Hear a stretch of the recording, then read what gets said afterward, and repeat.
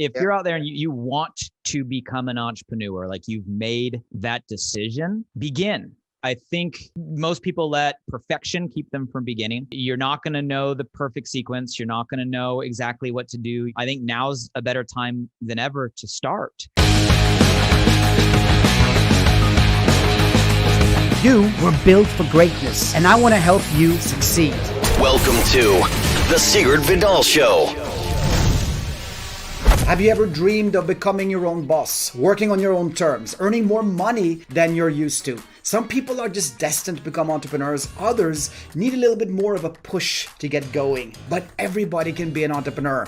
You don't have to have that 9-to-5 job. You don't have to struggle working for time. You're able to start. And this is why you should consider starting a business in 2021. The best time to become an entrepreneur is now. And I'm going to talk a lot about that in today's podcast. He is a self-made millionaire and $1 billion brand builder.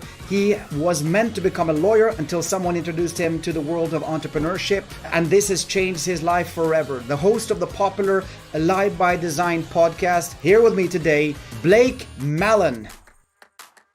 So great to have you on, Blake. How's everything going on? Everything is great, all things considered. Yeah. Great to be here. How's it going over there in California where you're located now? Is COVID kind of under control, or is it still climbing the bar? How's it going in your perspective on the ground? Yeah, I guess it all depends on what report you read and what you trust. But I'm here in California. So I'm in Pacific Palisades, which is right between Santa Monica and Malibu. Yeah. And out of the United States, California specifically is more conservative right now. Our governor's taking an interesting approach. So yeah, I'm here. I have little ones in the house. I have a 5-year-old son, 2-year-old daughter, and we've been on lockdown for a while. So we're still in a period where restaurants are shut, only available for takeout, curfews. So it's been interesting times for sure. I mean, for sure. Same here in Norway. They've managed to kind of keep the distances. They managed to, keep the virus under control. But then, of course, Christmas had a small boom. Not everybody was testing themselves as much. But they have quite good testing here. You have a drive-through. You can, book online. You just basically show up, you go through, they do it through the window, you get the results basically the morning after. So it's kind of effective in terms of the testing side, but they had this mutated version from UK, which was discovered basically a couple of weeks ago. And they ended up shutting everything down really quickly because the test took 2 weeks to get the results. They actually, so they didn't know if they had too much lag. But of course, the virus is said to be, 70%, up to 70% more transferable. Let's hope for the best. How's it going with businesses in California? What's your view right now with people and people around you? We have a lot of entrepreneurs listening here. We have a lot of people from different countries. So I did want to touch base on COVID now in the opening, just to kind of bring some relevancy in and look at the changes from Norway, where I am located, for example, to where you are in California. How do you see the impact of COVID happening around you? Yeah, well, I mean, there's no doubt, obviously, it's having a severe impact. And I guess to answer your question, I have relationships with entrepreneurs, I guess, both sides, meaning, I have a lot of empathy and compassion for businesses that are getting hit extremely hard. I mean, there's entire categories of businesses that are at a halt or at a pause. And, I know a lot of people that just flat out aren't making it through. So, I think we have to be understanding and compassionate there's real challenges for sure. But I'm also a believer, and I know, Sigurd, you're probably of the same, where there comes a large need, which that's the way I would classify what we're going through right now, is the world is giving us as people huge needs. That means there's an opportunity to meet that need, right? Where there's a big problem, there's an opportunity to be a big solution. So I think on the other side of the fence, there is a lot of opportunity right now. And I'm also seeing entrepreneurs make shifts, adapt their businesses, meet the market, provide solutions, and are accelerating at very fast rates. So I think it's both sides of the fence, depending on your perspective and the lane you choose.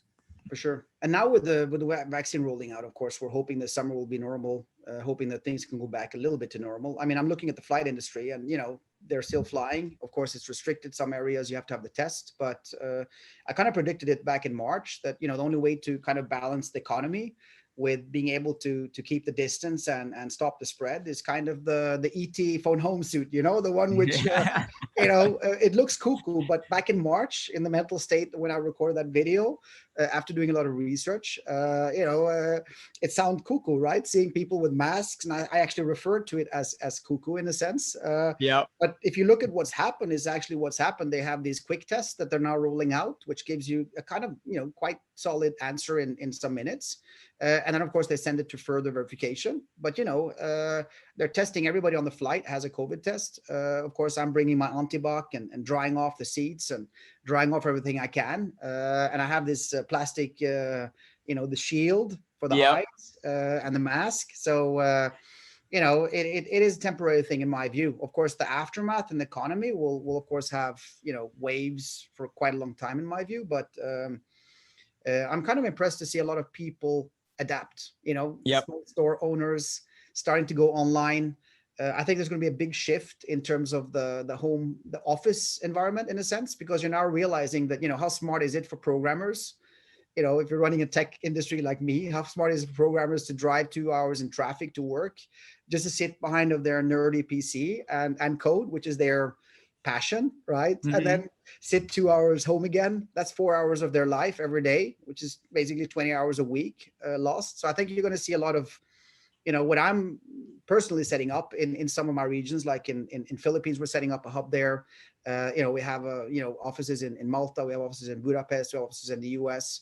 So we're not going to have the fixed offices we had before. We're basically going to have it more like a hub, like a place where people can go celebrate, connect, brainstorm, have meetings, but then have the option to literally work from home, which I think a lot of businesses weren't really, they thought it was more or less impossible to work in this way unless you're coming from the tech industry and online business, which I have, right? So I don't know how it is for you. No, I'd agree. I think necessity is definitely the mother of innovation, right? So, I think there's a long list of obviously things that are damaging during this time, but I think if we choose to take the right perspective, there's a long list of opportunity. I look at it like it's kind of been a forced pause, right? It forced everybody to just stop. It forced everybody to maybe reevaluate what was being done. And maybe we were never in a place where we asked ourselves like, hey, we have been doing this for so long. Should we be doing it this way? And is there a better way? And this window, I think, has given us that opportunity. So I agree. I mean, I think we're headed to a new normal. I don't think there's a going back. And I think a lot of businesses are even when we get to the other side of this, whenever that is, whatever that looks like, I think there'll be permanent shifts that are more efficient. And I think, like you said, allow environments for people maybe even to be happier, more fulfilled, maybe reestablishing priorities in their life that are important, and still accelerate. So, I think we're experiencing the same. I'm seeing a lot of people make more money. Like even, hotel industry is messed up, right? The flight industry is messed up. That's kind of, that's obvious. But if you look at the small shop owners, I'm seeing a lot of the convert, like they weren't really online oriented before. And then now they're basically starting to get their ads up and running. So in the hour of desperation, right, when they see their family business start turmoiling, they're seeing sales go down. They're seeing they have to put their staff on leave, unpaid leave. In many cases, in many countries here in Norway, is quite okay with social support, but other places it's not. But I'm seeing them adapt. I'm seeing them take courses on how to do things online. I'm seeing people, come up with smart ways of doing the COVID health certificate when they deliver the food. So they make this checklist. So I'm seeing a lot of, small business owners. I was talking to a couple of two, which are actually adapting quite amazing. And I think that's kind of one of the keys of 2021 and this day and age is you have to really be able to adapt to any business, especially when you're dealing with online. So I think that's really great news. But, in terms of Blake, Mallen, I would love to hear from you. You're an entrepreneur. You've built up, businesses, you've created businesses, you're running a podcast, you're hosting a podcast, sorry. How did it start? Tell me a little bit about your story. We have a lot of, viewers and listeners from Europe and around the world, which might not have heard of you. Give them a quick, give them your story. Let's hear it. Quick story. Well, like I said, so from Southern California, born and raised, and definitely was not on the track of entrepreneurship or business or marketing. Matter of fact, Sigurd, I'll give you a snapshot on kind of my environment or upbringing by just telling you my mom was a principal of a school and my father a police officer. So you can imagine having a cop and a principal as parents, what that environment would be. So yeah, I was kind of on the road. I kind of coined it as following the script because I feel like it was like a prescription for how to live. And for my first maybe 18, 19 years, I didn't feel like there was a whole lot of choice. So I did the traditional path. Right? I did the whole go to school, get good grades, go to college, get good grades. You know, I was on the path where I thought I wanted to be a lawyer. And it's just because in my family, you were like a lawyer or a doctor or a failure. Like that's what I felt. I don't think my parents really put that type of pressure on me,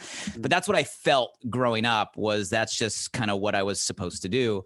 That's what you get from children's books, from school, from friends, from teachers, from, you know, everything is really geared that way. So I can fully understand that. It was the same for me, by the way. It is. And I think it's the same all over the world. And I'm like you, it sounds like most of us done a lot of traveling, right? And I've done a lot of international travel, international business. And I've always been fascinated that it didn't matter like what country I was in or what language I was being translated in. It's like, it seems like all over the world, we've been given the same prescription for how to live or how to be quote unquote successful. And it's just fascinating to me, like how we're all given the exact same steps, even though we're all very different people with very different gifts and very different talents and very different passions and aspirations. We probably all want very different things, yet we're given this kind of box or this cookie cutter, right, sequence to follow. And it's crazy to me, but I'm like you. And I think we have a similar story where I just didn't question it for the first, 18, 19 years of my life. And then I guess to answer your question, there was a defining moment that just woke me up. And it wasn't anything like dramatic or profound, or it was just a friend, someone who I looked up to at the time, that just asked me like a really simple question. I was 19 years old. It was the summer of my sophomore year in college. I was grinding, extra credits, grades. And I remember distinctly, I was interning for a district attorney, literally sacrificing my summer filing like giant folders for this attorney, hating it. Like all my friends are having fun. I'm sitting here in this, dressed up, lazy, dressed up suit, like firing folders, my summertime. But in my head, I was like, well, this is the price I have to pay, or this is, what I have to do. But I was miserable, was not having fun, didn't really understand the point, but thought I was just paying my price.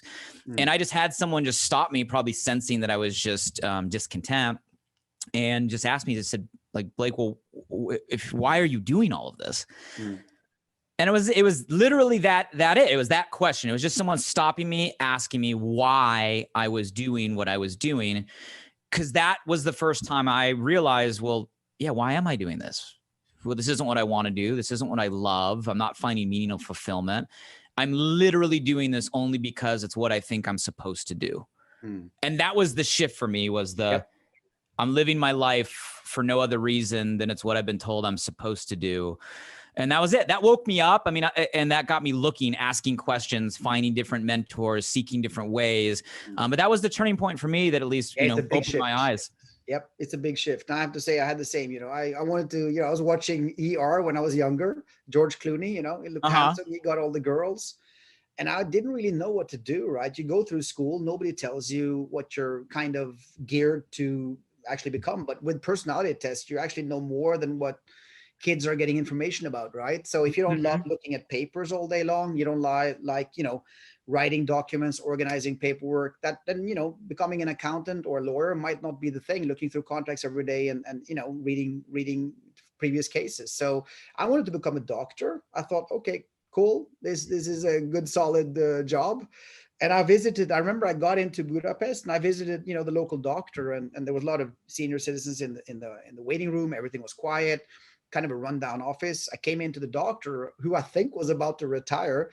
But anyway, he did the same mechanic, like, okay, open up your, up with your chest, the same thing, routine. And that's the first time I actually started thinking about, what is this job about? Like being a doctor, what will I actually be doing? How will my life be? working in that occupation. And I think a lot of kids today, and I'm even, I have two teenagers, one 18 and one 17. And, they've been indoctrinated with passion. That's kind of be my message, that if you love doing something and you follow that and you become good enough at it, of course, there's a time limit. I say, try it for 5 years, try it for 10 years. But, of course, if you really worked hard at it for 10 years and you're still not getting anywhere, okay, you might reconsider. But as long as you follow what you love doing, in many ways, there's going to be a side effect out of that, in my opinion. That was my one time going to this doctor, realizing that, becoming a doctor, working at a hospital would probably emotionally, torpedo me a lot. I would bring a lot of that at home because I'm an emotional person and I have a lot of empathy. And this causes a problem, right? When you start, destroying your own life and your own emotional creativity. So I was much more of a creative beast, right? I went into music and built a studio and all that stuff. And then I went in and got a job. I got a job in radio after my music business kind of failed and I went bankrupt. And I took a normal job, and that's where I climbed the ladder in radio and television. And as you said, I was kind of following the script. I was kind of always geared towards some sort of a goal. But then my dad died at the age of 40, and I realized, okay, when I saw him there on the table, I was like, okay, something happened. It kind of just snapped me awake that, okay, I'm basically 40 now.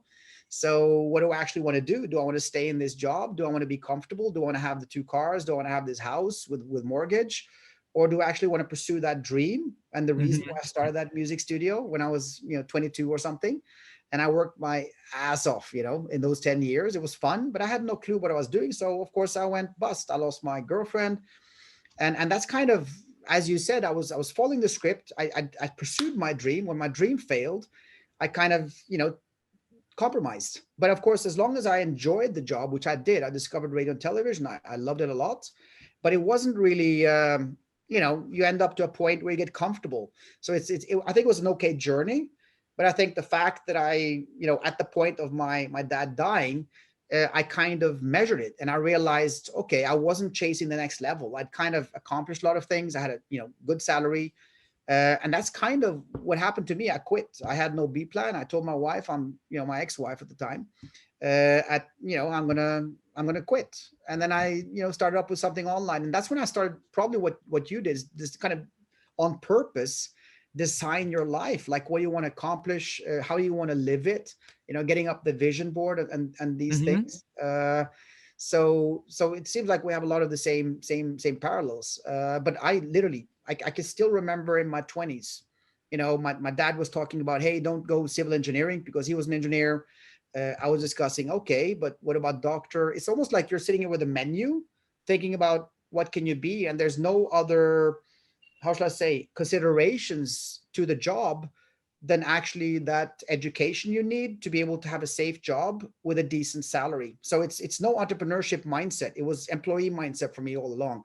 So I guess it was very similar. But what age did you wake up? Like, what was the age when you actually realized that, you wanted this shift, Blake? And I appreciate you sharing that story. And even you sharing that kind of gave me a visceral, like emotional reaction. Because, Sigurd, it's interesting. I think a lot of people, they hit those points, and I hate that it always has to be through pain. It's like, it almost seems like people have to have some sort of pain come into their life where, the nail gets deep enough that it causes a shift. But, I'm fortunate and grateful that I had that. And I'm sure you are as well, because I also meet people that haven't had the pain hit hard enough to make the shift. And instead they're constantly living their life, and years are going by and decades are going by and their life's going by, settling or not living a life of passion or following what they think they're supposed to do instead of really becoming who they're meant to be. So it's interesting. I find that commonality or that pattern in a lot of successful entrepreneurs is we've all had that moment where we woke up, the pain was enough, we made a shift, we made a decision. And that was the beginning of change, right? It's not like an instant success overnight, but at least it's the beginning of a new journey. Yep. So yeah, for me, it was 19. 19 woke me up. It didn't automatically change, right? But that's what woke me up to, wow, I'm not just gonna live my life because it's what I've been told I'm supposed to. I'm not just gonna follow a step because it's what the expectations that others are pushing on me, right? That was when I said, I'm gonna live my life with intention. I'm gonna try to go find something I'm truly passionate about, something that ignites like my potential, something that I can live intentionally or on purpose. So that was the beginning of the journey. And then for me, the next step was just shifting environment.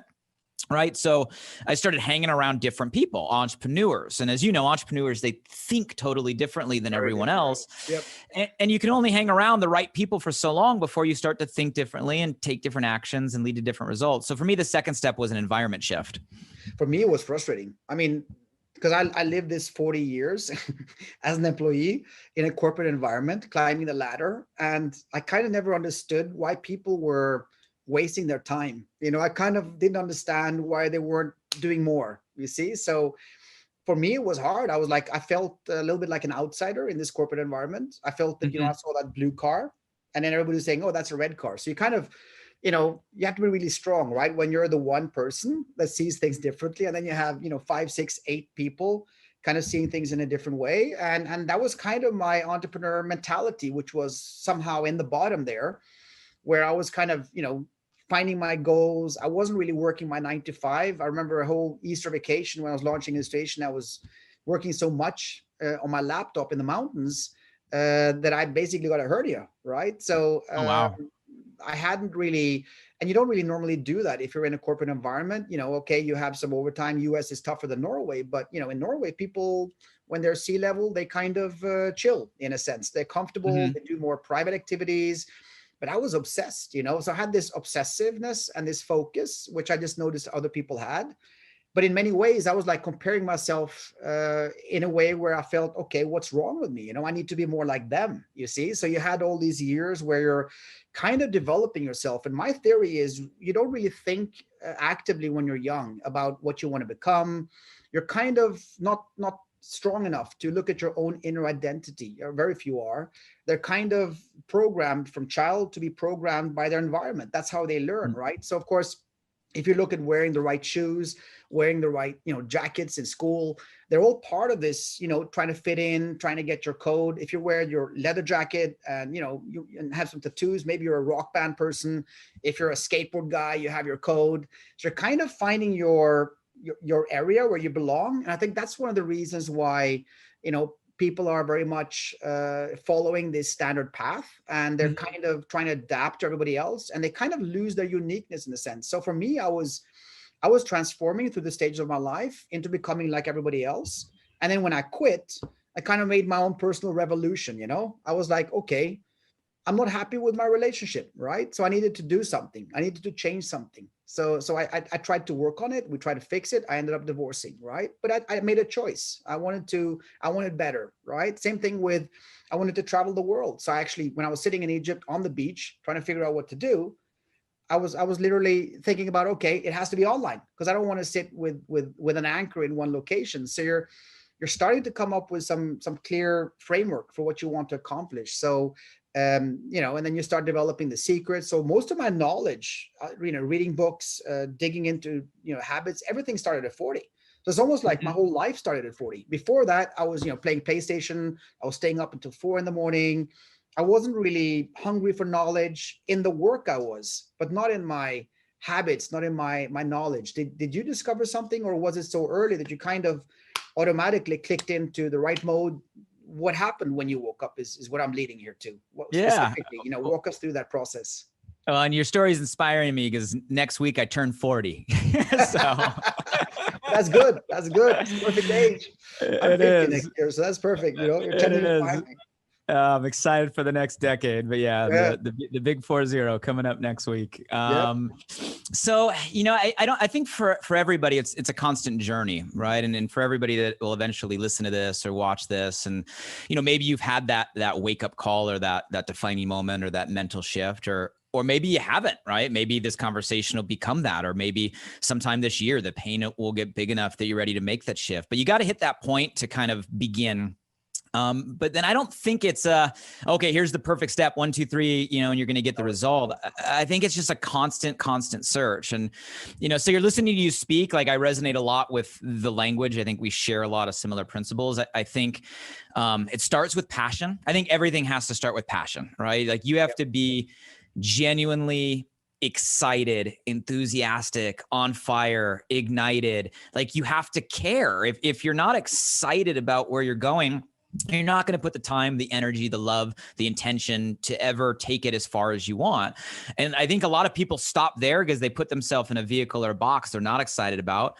So they eventually their light dims, right? Yeah. Their fire goes out. They settle, and then they in the back of their mind are feeling like something's wrong, feeling like something's missing, feeling like they're not alive, feeling like there's got to be more. And they're right. It's because you're in a container or a vehicle that isn't allowing you to be you.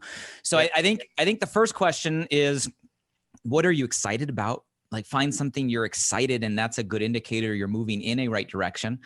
I think a second would be, I call it potential. I'm sure you probably have similar, language, but for me, Sigurd, potential is like, what are you good at? Yep. In other words, like, what are your skills? What are the things you excel at naturally? What are your natural strengths? Which we all have. We all maybe have different ones, right? Your strengths are maybe different and my strengths are maybe different than the strengths of people that'll watch and see this. But what's unique about all of this, we all have strengths, right? Yep. And I don't know if you've seen this. I find a lot of people spend their life trying to fix things they're not good at, or compare themselves to people in areas they're not even meant to excel at. And we spend our life in this comparison game, trying to get better at things we were never really designed to be great at in the first place, instead of going, well, what am I naturally gifted at? Where are my talents and how do I align? Why isn't the school system putting that in place? Like you can do that now if you hire somebody. It's very normal with, at least we do that, a personality test, right? It kind of maps you out. And of course, if you want to go through and find their skills, I have something that I call the skill mapper, right? Which I basically created. It's a survey, and it lists up everything from what type of person you are. Are you more creative? Are you more structured, right? Those two. You can find a unicorn, of course, which are trained. But in most cases, if you're a creative person, your brain works differently. You're a creative person. You're not meant to be structured, because if you would have that structure, it would basically dampen your creativity. So then you have a lot of creative people going around getting told by their teachers that they're so unorganized, that they have these weird ideas, right? And you start killing them in an early age, right? Yep. And some people are willing to go through that without understanding a purpose, because they automatically, adapt to authorities. But then you have thinkers, which I think are by DNA entrepreneurs. Like if you're a scientist or you're an entrepreneur, you're used to thinking logically. You're trusting yourself. You're thinking, okay, what do I think about this? Do I really want to do this? You don't just do something just because somebody jumps off a bridge. You jump after. You actually question things, right? And I become that very much now, even more. Like if you look around us in this world, everything created around us is old. Like everything that we're dealing with. Even, Facebook was created 10 years ago. It's of course advanced and built, but if you look at things, that's where innovation comes in. It's somebody coming and looking at something that is, either this phone like Steve Jobs did when he launched the iPhone, or this blue pen. You look at what out there in society, and you in many cases, if you don't just do an all like, oh wow, this is so difficult, everybody else is so much smarter than me, you realize, just like Steve Jobs said, that everything around you is created by people that are at least, the same level as you. There's very few which are smarter. Maybe Elon Musk with Tesla and his space rockets. I would say that guy is kind of closing onto genius here. But in most cases, everything is ripe to be, improved, right? And I think that's kind of the skill set. And if you look at school, what I got in school when I wanted to choose a line, and I look at my children now, and my teenagers at 17 and 18, there's nobody having a conversation with them. There's no trained personnel sitting down with them, trying to map out what they love doing, what they enjoy doing, what they're skilled at. Because if you find something that somebody loves doing for 15 hours a day and he doesn't get tired, it requires this much discipline, right? But if you try to get him to do something that he doesn't enjoy doing, yes, he might be able to do it, but the discipline will be totally crazy, right? So for me, the school system is like these children toys, where you have the wooden star hole, you have the wooden box, and you're basically trying to press everybody through the exact same shape. And I think that destroys what is unique about us, the rainbow of people and the differences we have. So I'm kind of, in terms of the school system, I think that's one of the things that I think is missing, is the fact that, and some of it is parenting, right? But I think it's missing some structured approach to actually help the teenagers with the knowledge grown-ups have, and people who are specialists in this, to get into the school system so they can actually learn about themselves. What do they love doing? Just the question of, okay, like I did, I listed up all the tasks I spent time on in a Google Sheet. I put a score on 1 to 5 in terms of how I love doing it, right?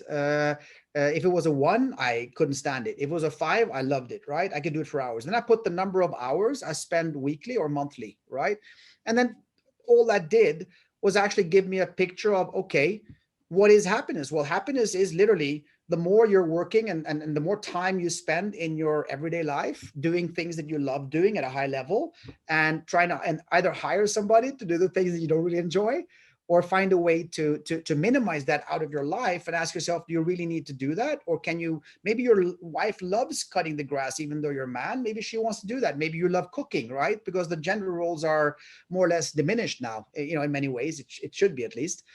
So I think, that's one of the areas where I think the children would have a huge benefit. They would actually get a mapping of what they most likely would have a talent for. If they're creative, they get that confirmation, right? Can you imagine an artist who doesn't really have good, organization grades at school, suddenly realizing, oh, I'm a creative person. I'm actually not supposed to be perfect in this. The confidence boost, the self-esteem boost, the whole path becomes clear in my view. It's just a theory, but this is my I don't think it's a theory, Sigurd. I think it's where we have to get. Me too. And I think you're 1,000% right. And what's scary is it hasn't changed for so long. Like, the system has been in place for so long, where I think everybody would agree the world has changed. We're in the midst right now of a brand new world, yet we're not adapting the very system designed to prepare our next generation for the world we live. We literally have a system designed for a world that no longer exists, and we continue to push our generations through it. But I'm just as passionate. Like, we have a system that gives a bunch of answers, teaches us to memorize facts and not ask the right questions. We have a system that only tries to produce one set of people instead of, like you said, identifying passions and talents and making people realize who they're meant to be and become the best they can be. So I agree. And I don't think it's idealistic. I don't think it's like a utopia. Like, I think at some point we're going to have to make that shift. It's just a question of, how do we build enough people with enough awareness, right, that have enough influence to change the very system that is our future. And I don't know. I'd love to see that in my lifetime. And like I said, I have a 5-year-old and a 2-year-old, so it scares me thinking about what they're about to go into, and is it going to prepare them for the world they're going to live in 20 years from now? I do understand the challenge, right? You're needing to come up with a system. You're needing to come up with the books, and you can't change it every year, right? It's too many schools, and a country like Norway is smaller, but the US is massive, so you have to kind of, creating change for thousands of teachers. I would say hundreds and thousands of teachers, probably millions of teachers, right? I haven't done the calculations. Millions sounds more correct to me, but in general, it means there's a lot of people that need to be changed. You need to create, the new curriculum. So I do understand the pace that, you'll never be, if you go to marketing school, you'll never have the cutting edge knowledge. When I went to sound engineering and music production school in my 20s, we were still using analog tape in the studios, right? While when I was building my own studio, I was using Pro Tools, which is hard disk recording, right? So you can't really, you're not able with the economy and everything to update quick enough. But, and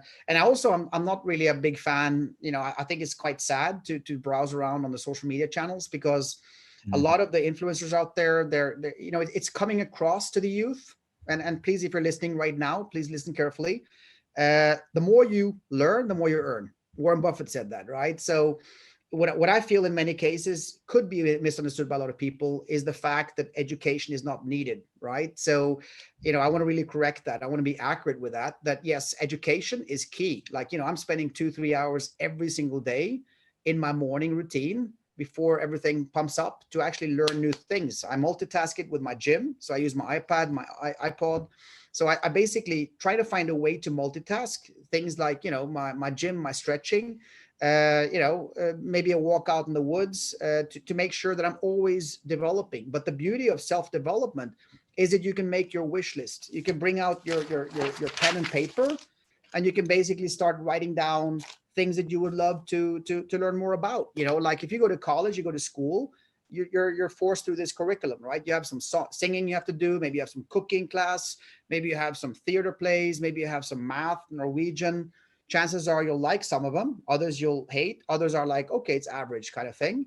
But in general, self-education is the key, or education in itself, and understanding the right knowledge is the key to success. I've yet to meet an entrepreneur, except if he's robbed a bank. He's most likely in prison because he did something illegal to get that cash. But I've yet to meet a billionaire and a millionaire that isn't really, really amazingly good and has a certain type of knowledge that has managed to get him where he is. Because it's not just to start up something.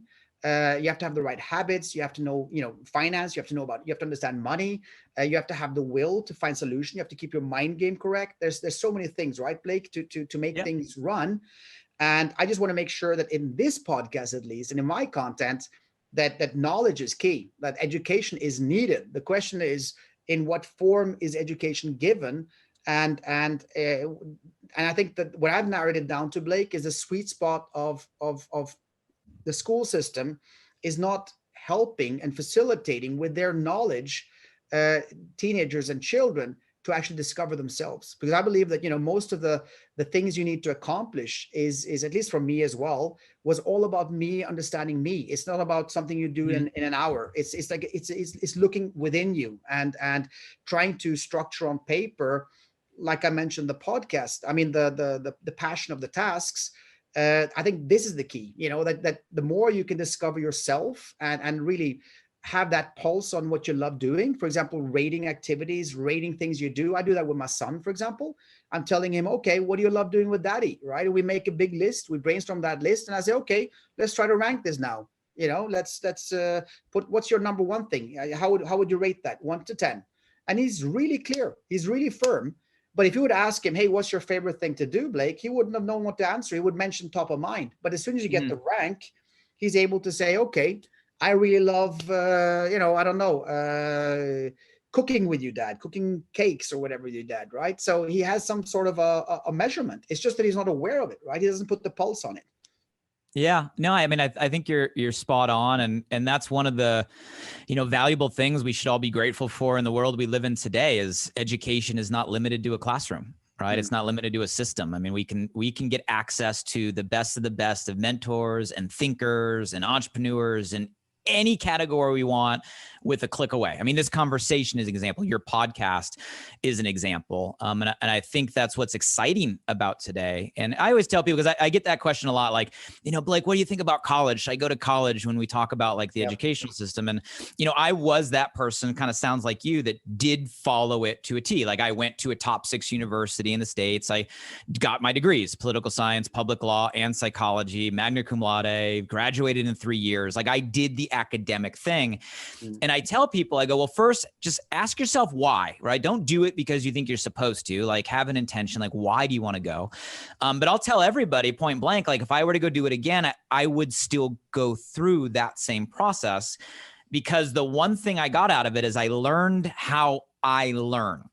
It wasn't about what I learned. I can't remember anything I learned in all my degrees, but I learned how I learn. And when I learned how I learn, I then, like you, applied it to a different genre of education I was passionate about: entrepreneurship, business, personal growth, self-help. And it was that, quest for knowledge and education just in a different way that definitely allowed me to do what I've been able to do. So I agree 1,000%. It's education is everything. Just find a lane you're excited to learn about. Find people, you can find them everywhere, that add value to you. And you can't surround yourself with that information and not get better every single day. It's just a matter of intention. So I agree 1,000%.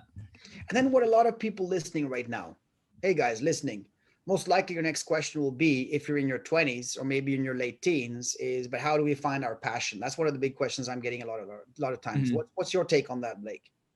Yeah, you already know what it is. Mm. So I wouldn't overcomplicate it, right? How do I find what I'm passionate about? It's innate, right? It's in you. It's natural. Your body will give you indicators of things that you're passionate about and things that you're good at. You already know, right? You got to go out there, and you just said, Sigurd, make a list with your 17 and 18-year-old. I love that. I'm gonna write that down for my 5-year-old. But I guess I would reflect that back to, what are the things that excite you? What do you love? What are the things that excite you? What are the things that, when you do, fill your cup? What are the things that make you feel more alive? You know what they are. You've done them all your life, right? The problem is most people spend their life not recognizing them, not looking for them, not listing them, or trying to ignore them. Same thing with your gifts or your strengths, right? All of us have things that come more natural than others. All of us have things that we excel at faster, maybe, than others. All of us have things that when we get into, it's like we get into a flow state, time warps, right? And all of a sudden, wow, hours just went by. Those are all indicators of the direction you're meant to be going. Yep. So I would put the mirror back and say, well, how do you find it? Stop looking for it and start listening to yourself. Make the list of the things that do light your fire. Make the list of the things that you do find come naturally to you. And that's going to at least move you in the direction. It doesn't have to be an epiphany moment, but at least you can start moving in a direction of what you're meant to do and who you're meant to be, instead of following this supposed to path that leads to a place nobody wants. And even this, if you're struggling with the single things, right, you can start looking at the whole, creative versus admin, like the structured kind of approach. Are you good with people? Mm-hmm. Do you make people laugh? Do people follow you? Do they listen to you, right? Maybe you have a leadership, a natural talent for leadership, so I think you can start narrowing down the categories, broad stroke, in terms of, if you're a creative person, if you're a structured person, you always have it tied around you, or if you love to draw. Let's say for me, I'm a very technical person, right? I love math, I love physics, I love chemistry, but I wasn't really that amazing at languages. I was really that amazing at, writing long essays and stuff, like stories and stuff like that. That's something that I just developed over the years.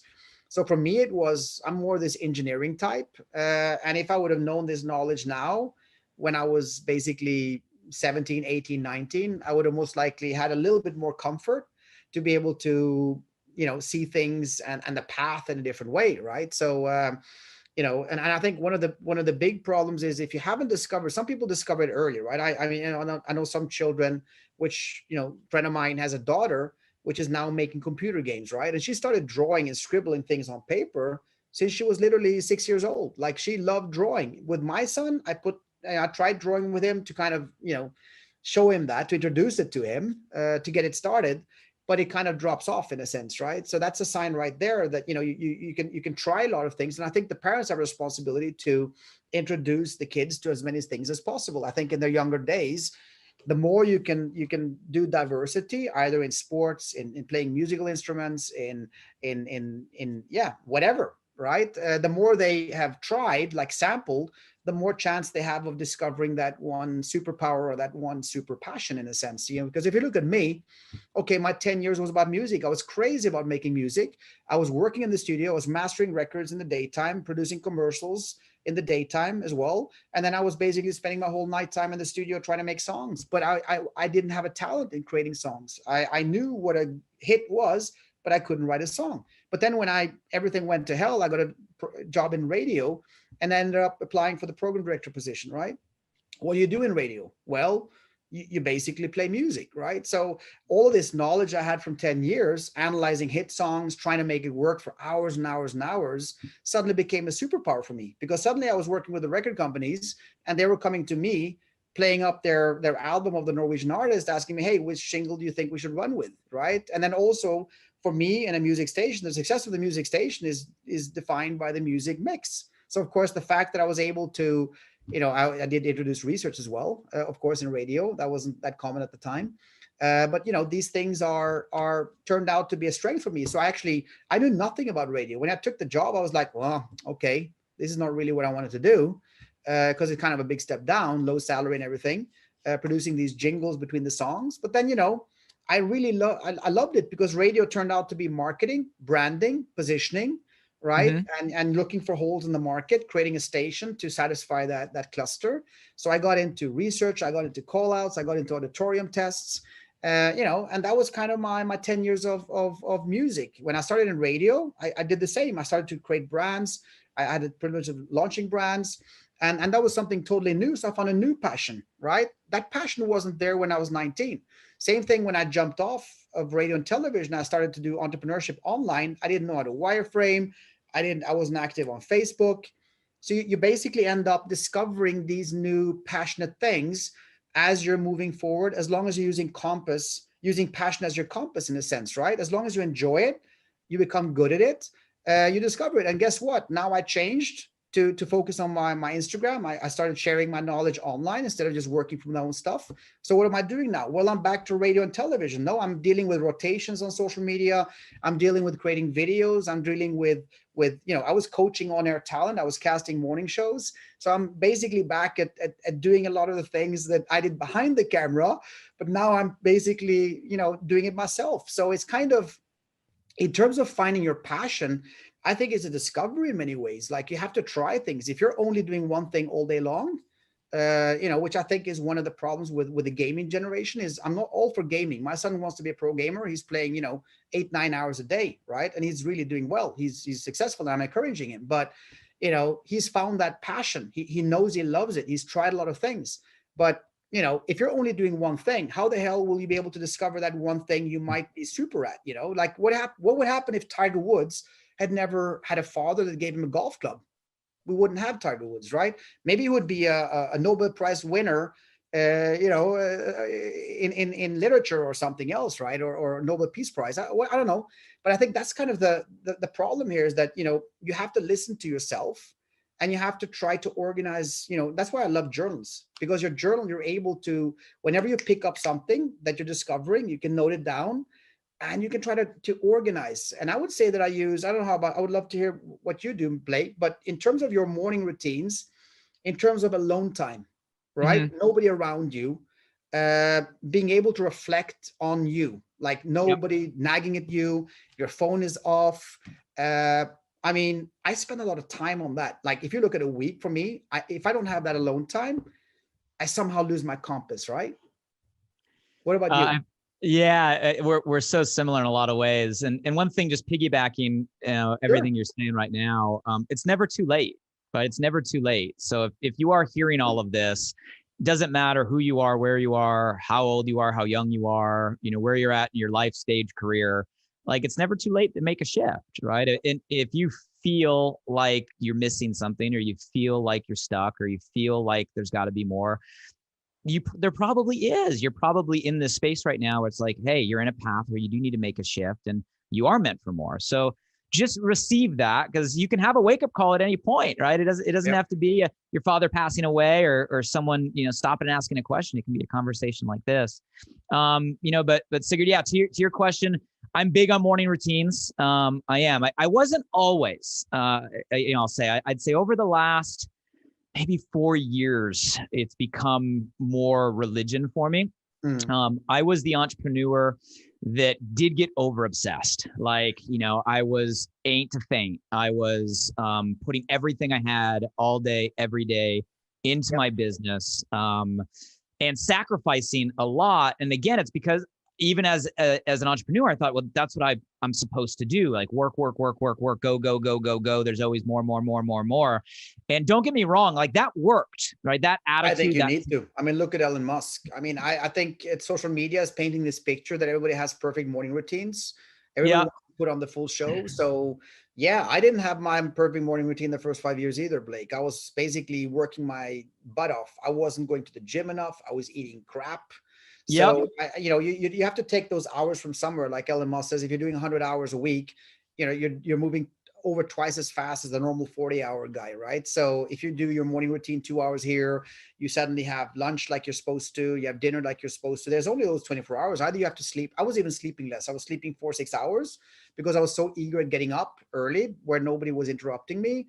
But of course, healthy lifestyle? No way in hell. It's not healthy at all, you know? So It is, and it's hard, right? It is it hard. is. So, I mean, you just want to be honest and transparent. Like, Yep. I mean, you get to collapse time, right? If you want to collapse time, like you said, you got to find time from somewhere. So I don't want to paint a wrong picture. Like, I did that for 15 years straight.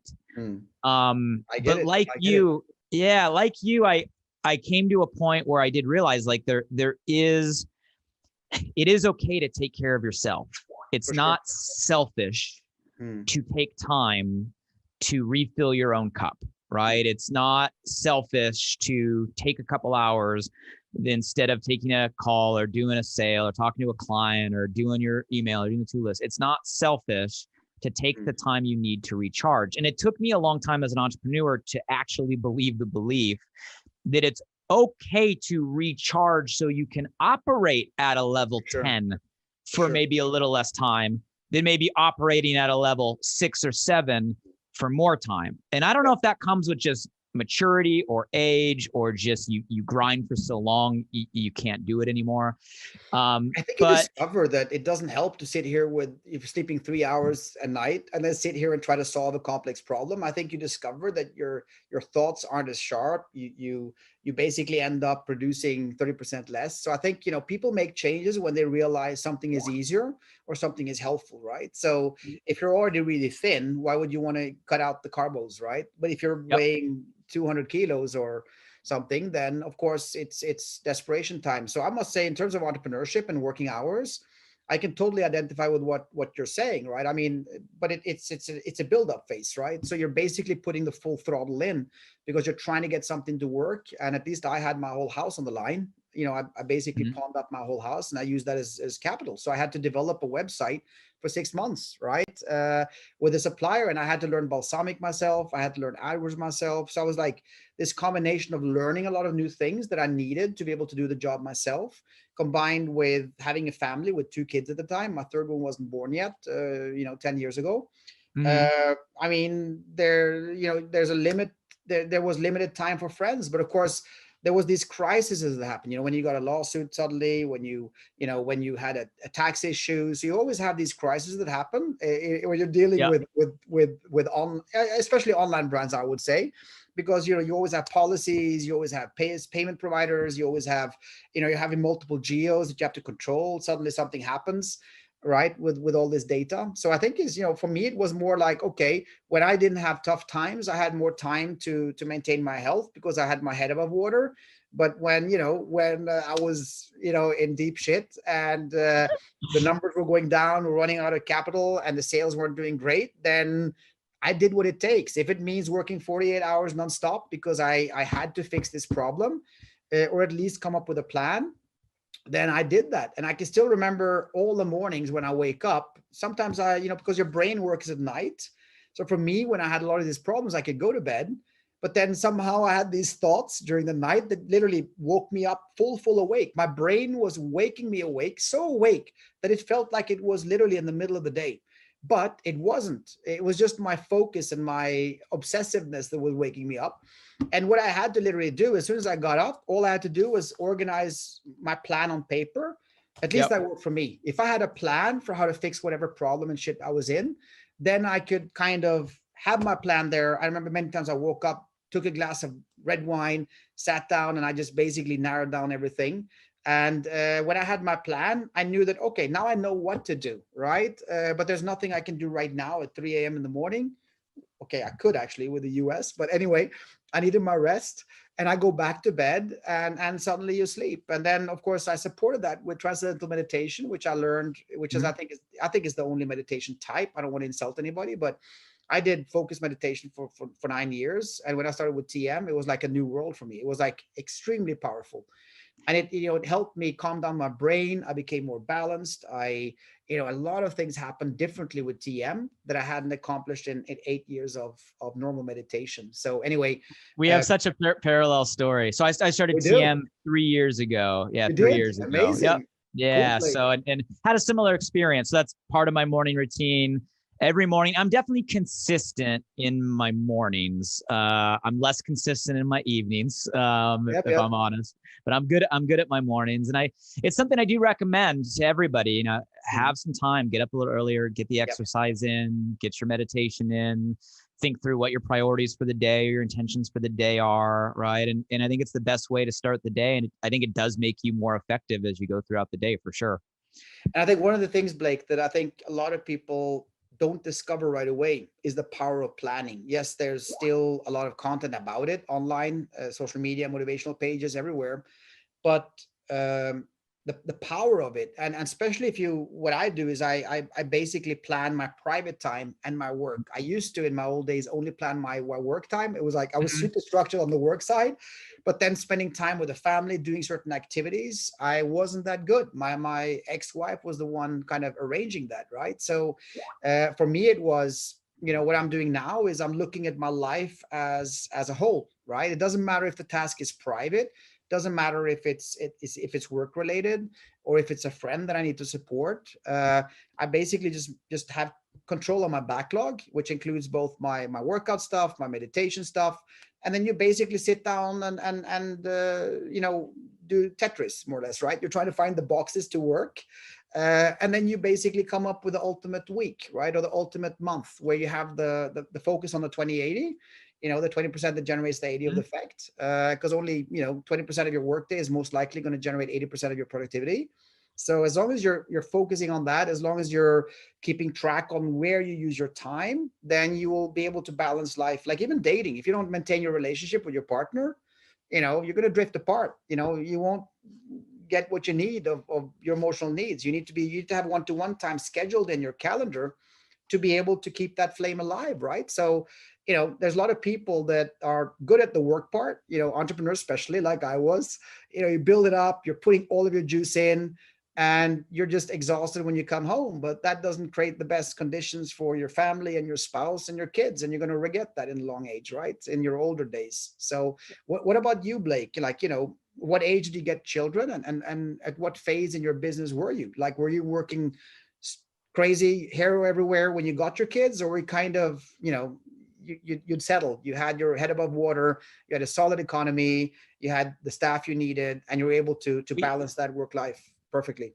My wife and I waited because of my business focus. I mean, if we were to be really honest. So I'm blessed that I ended up marrying my high school sweetheart. So Karis, who's downstairs right now, you know, we met in high school. So, Nice. but we didn't get engaged until our 12th anniversary, and then married on our 14th. So waited a while to get married, and then had kids in kind of my mid 30s, right? So I'm turning 40 next week. I have a 5-year-old and a 2-year-old. But to answer your question, yeah, I'd reached a certain pinnacle in business. So I made my first million at 25. I built a company in the health space that had eclipsed over $2 billion in revenue from idea to that size before I was 30. So I reached a status, I guess, in terms of business, and a comfort level in terms of income before kids. But, you know, but like you said, I've gone through different chapters since then, right? I've gone through situations since then, through turnarounds. I've gone through startups. I've gone through challenging times, you know, while I've had children.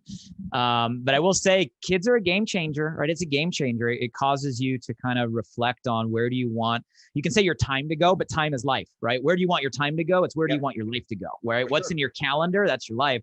And, you know, your priorities start to shift. But as far as the tactics, I 1,000% agree with your direction. Like, I don't know about everybody listening, but it seems like your calendar is always going to be filled, right? I mean, your calendar is always filled. It's just a question of who's filling it, right? So are you intentionally filling your calendar, or you let everybody else around you fill your calendar with their priorities?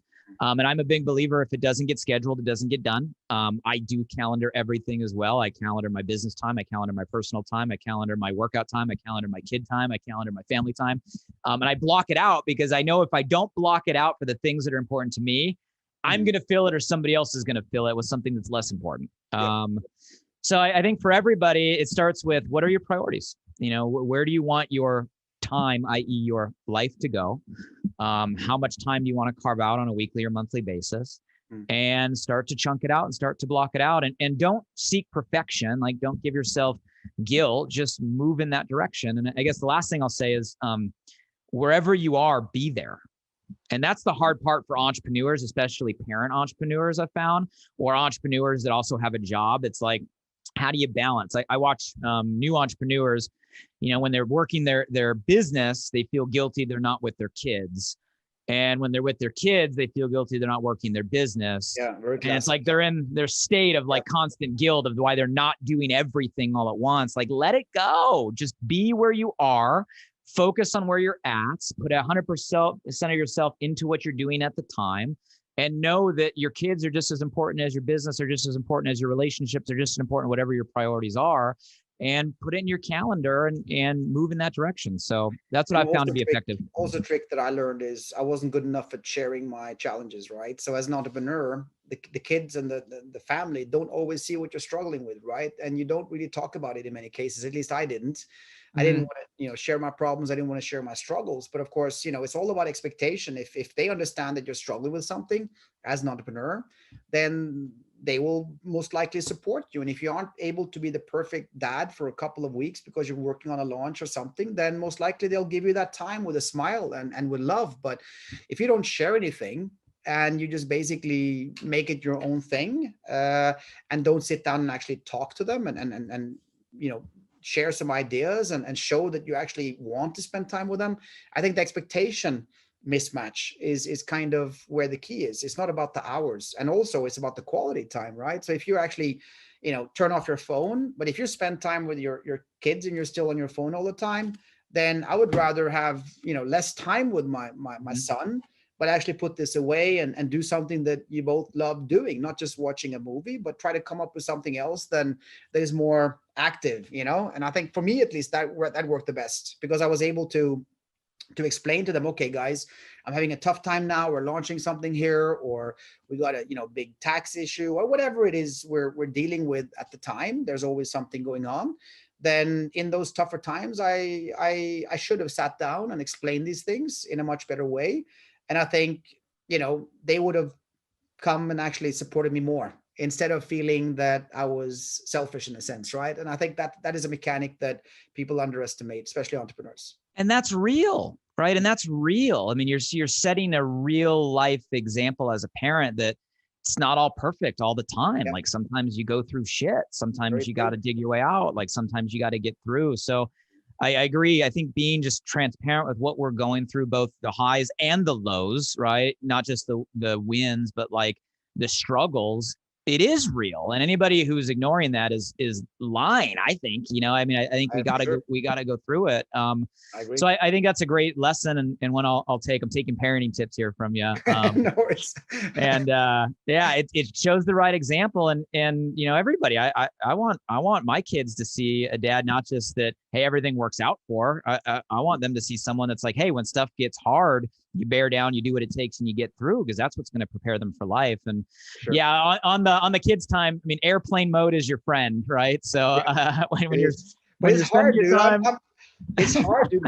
When you're sitting and working intense like I am, I have to admit I'm struggling. Like when I put that phone away for an hour or two, especially if I've been intensive on it, it's like it's itching. It's like this habit of reaching for it, and you kind of feel what's wrong here in a sense, right? Not always, of course, but I have to admit that it becomes a habit thing. So I'm looking around at restaurants. You probably did the same, Blake. And sometimes I just like to look around me at restaurants. And I was up in the ski slopes. I remember last weekend, and I was sitting in the after ski area where they had these. Okay, it was 2-3 meters between each place and stuff because of the COVID.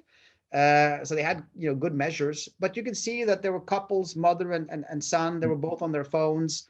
I could see this one son just sitting there. Kind of, he wasn't really wanting to be on his phone, but then the mom was totally absorbed in the phone in a sense. She's not doing it on purpose, but I think it's an issue. I'm not saying okay, let's not be old-fashioned and say that this is the big evil in a sense, because it's us using it. But so I think you can look at television as okay, now the phone is maybe taking over more of the television in a sense, because you're being entertained in a different way on the go. But I think it's going to soon convert. Like after a while now, I think people will understand that they're wanting to actually move more into offline mode, and creating those offline compartments like I'm doing, and most likely you with the Apple Watch, and putting on the right time and not putting on your phone before you've done your morning routine. And the same thing in the evening, putting on the blue light, limit the blue light, and put on the lower light, and also put on airplane mode from around 8 o'clock. That's what I do. So, try to keep those hours clean, so I can not check my email and suddenly see a big crisis that sparks my brain. And then I spend all night a little bit restless and stressed. Because one thing the Apple Watch does, it teaches you a little bit about what triggers will cause you to get stressed. So you notice stress actually on the clock in terms of average heart rate and stuff like that. And also the sleep quality, I have an Aura ring as well. So of course these things are good tools to help you, because especially as an entrepreneur, if you're working extremely hard like I did, and I think you did too, Blake, I think everybody does in the beginning, your health is your vehicle in a sense, right? It's your race car. So if you're not taking care of it, then and I don't want to go into diet, because I know you do a lot of fitness too, so that we'll do that on another podcast, Blake. But it's critical, right? It is. It's an interesting time where on one end we're more connected than ever before, but on the other end we're more disconnected than ever before. Yeah. Right. So it's interesting to watch. And I think at some point that there will become a new etiquette. There will become a new etiquette, and I don't want to take it so far as addiction, but it is. I mean, it's an addiction. We're all addicted. Like, we're all addicted to our devices. Yes, they are tools we're supposed to use, but they've become the inverse. They're tools that are using us to a lot of extent. So I don't know. I think to take an extreme, I think at some point we look at people, they get addicted to certain negative habits. And we look at it like they have addiction to a negative habit. We need to help them. We need to correct it. We need to give them a 12-step program. I think at some point, there's going to be a new etiquette and negative habits. And it'll shift, and I don't know where that tipping point will be and when it'll be, but we can only go so far, for sure. For sure. Okay, last question. We're rounding off an hour now. What is the number one thing for any aspiring entrepreneur? What is your number one advice for anybody listening who wants to become an entrepreneur? Start. For everybody out there, starts. If you're out there and you want to become an entrepreneur, like you've made that decision, begin. I think most people let perfection keep them from beginning. You're not going to know the perfect sequence. You're not going to know exactly what to do. You're not going to know, and have the perfect time. I think now's a better time than ever to start. And if you're someone that maybe you've never asked yourself that question, but maybe this conversation has woken you up or made you aware, like, oh, well, maybe my fire isn't lit. I'm not living my passion. I'm not in a vehicle right now that allows me to pursue my gifts and my strengths. You guys, entrepreneurship, the reason I love it is it's a vehicle that allows you to pursue you. It allows you to pursue what you're passionate about, what you're great at, what you can contribute out without the constraints or confines of somebody else's expectations. Entrepreneurship is the ultimate freedom to do what you're meant to do. So if you've made the decision, begin. If you've never asked yourself the question, maybe this is the point to say, wow, okay, I need a new vehicle. I need to change a lane. And I guess, Sigurd, the last thing I'll say is I think right now is the perfect time. Me too. Like, wrapped in obstacle is opportunity, right? This pause, stuff we were doing no longer works. Stuff we could do, we can't do right now. Like, our habits, our routines, things that we took for granted have all been radically interrupted. Right. And on one end, that can create a lot of conflict. On the other end, that can give us a lot of time to say, well, wait a minute. Was I even going down the right path to begin with? Like, I'm so anxious to get back to what once was. Am I asking, is that all that can be? Right. Hey, I want to go back to normal. What was normal that great in the beginning for you? Were you going where you want? I think right now is a perfect time to receive this pandemic as a gift. Pause. Right. Question what you were doing and ask, is that what you are meant to be doing? And if it is, keep doing it and go all in. But if it's not, now's a perfect time to make a shift. There's a greater need than ever before. The world has a massive, massive, massive state of problems that need solutions. And entrepreneurs thinking innovatively and creatively are going to be the ones that provide those solutions. And you guys, I think the next 12, 24, 36 months, there's going to be a whole new wave of wealth created because people are going to step up to solve the challenges of this time. So I guess my number one piece of advice is make the decision, begin in some way, and follow the guideline we gave in today's conversation. Follow your passion, follow your potential, follow your purpose, surround yourself with the right people, and figure it out as you go. And you can start small. If you have like in my situation, I had, 2 kids, I had a new house with a garden, had a mortgage, we had 2 new cars. So of course, I took a chance. It was a risky chance looking back, but you don't have to do that. You can start small in your spare time. You can use some of the weekends, just sync with your wife, of course, so you don't end up, or your husband, if you're a woman. So kind of make sure to sync with your family, and come up with a plan. And let passion be your compass. That's my recommendation. I'm sure that's what Blake also recommends, because you can put in so much more work than if it's something that you don't really enjoy. But of course, realize also that anything new that you try doing, like, I remember the first time I brought up balsamic to try to make wireframes, I felt so unproductive. I was like spending all this time trying to get it to work, and you feel like a little bit like shit, right? You don't master it in the beginning, so nothing is good. It's like playing a new computer game. Nobody likes that. Every time Facebook changed their UX or UI, there's a big hate group that starts up, right? And everybody starts complaining. So just understand that change is not comfortable, right? But change can move you to where you want to go, as long as you know where you want to go. And that's something that I think is really critical.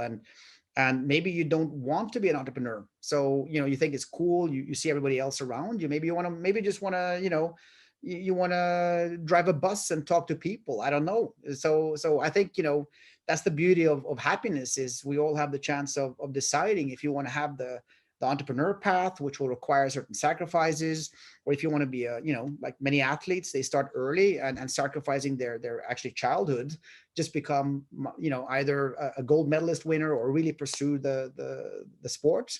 But I think that's kind of the self-discovery, that nobody can answer the question what you should be doing. The only person who can answer that is yourself. And sitting down and spending not hours, I would say spending days and weeks and months trying to unpeel these layers of you, finding out, what do you actually love doing? How do you want to live in 5 years? Where do you want to live in 5 years? What do you want to change?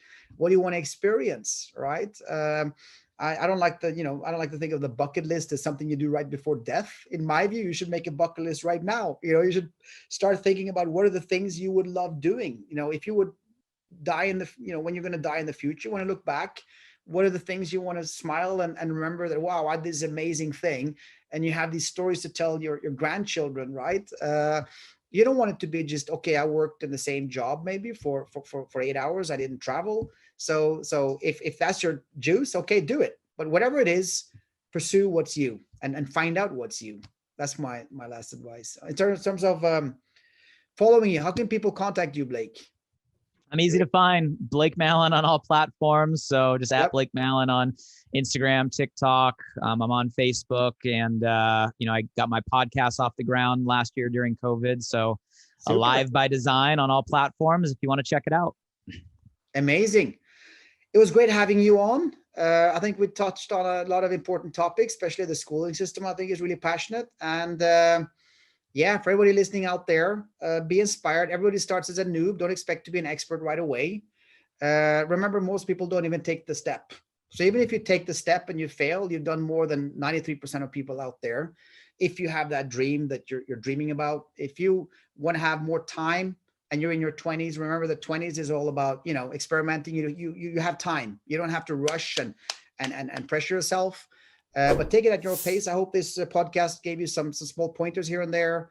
And if not, just shoot off some comments, shoot off some DMs to me, and I'll try my best to get back to you guys. Super. Thanks, Blake. Thanks for the time today.